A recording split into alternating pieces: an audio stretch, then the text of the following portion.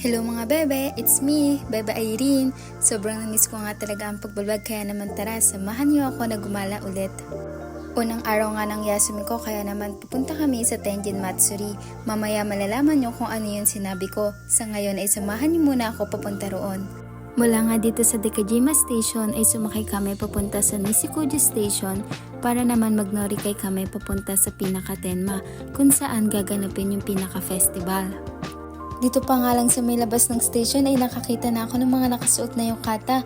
Sobrang pangarap ko rin talaga makapagsuot yan kaya naman papunta kami sa pinaka-store kung saan sila yung pinaka magbibihis sa amin. Pero bago yan ay nasa lubong na namin itong parade.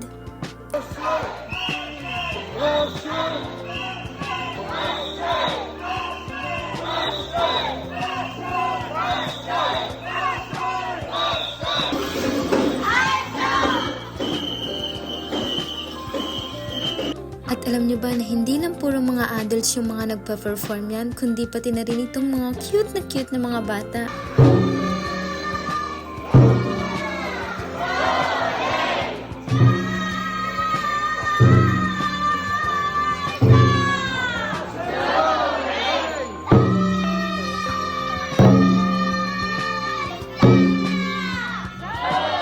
After nga namin mapanood yung parade, ay nakarating na rin kami dito sa store kung saan kami magpapabihis. Hindi kasi basta-basta yung pagsusuot ng yukata kaya naman kailangan na yung mag-a-assist sa inyo, isa ni talaga magsuot. Habang binibisan nga ako sa loob ay sobrang natutuwa ako kasi finally nakapagsuot na ako nito. Dati kasi pangarap ko lang talaga nito and tingnan nyo naman, sobrang ganda talaga. Pagkatapos nga naming mabihisa, naglakad na kami papunta dun sa river kung saan gaganapin yung pinakapanghuling activity at iyon ay yung fireworks display. Kapag nagpunta nga kayo dito mga bebe ay hindi talaga kayo maliligaw dahil halos lahat ng tao ay dun lang din papunta sa pinaka-river. At after nga mga ilang minutes na nakaraan ay finally nakarating na rin kami dito sa Pinaka-River. Sobrang dami pa rin talaga ng mga taong nagpupunta. Meron nga kaming mga naabutan na nakapwesto na talaga sila dito. Siguro ay maaga silang nagpunta dito para naman makahanap sila ng magandang pwesto. Halos natagalan nga din kami sa paghahanap ng pwesto at nang makakita naman kami ng pwesto ay hindi naman kami makaupo dahil hindi kami nakapagdala ng sapin. Hindi kasi namin alam dahil nga first time lang talaga namin dito.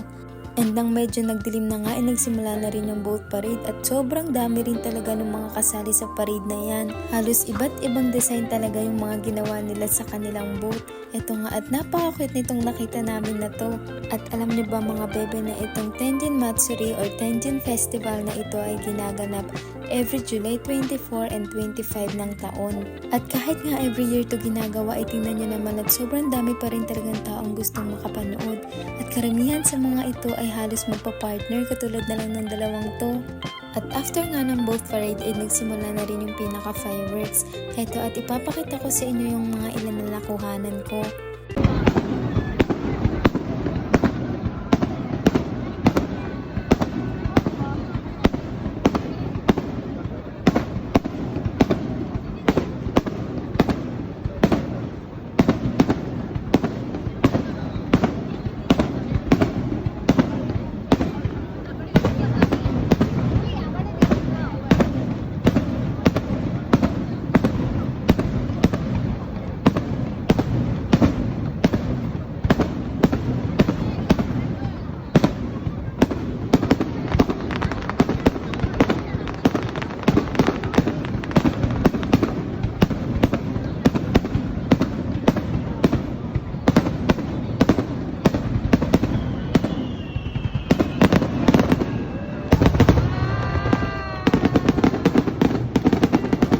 Sana nag-enjoy kayo mga bebe. Thank you for watching. Follow my page for more. Bye!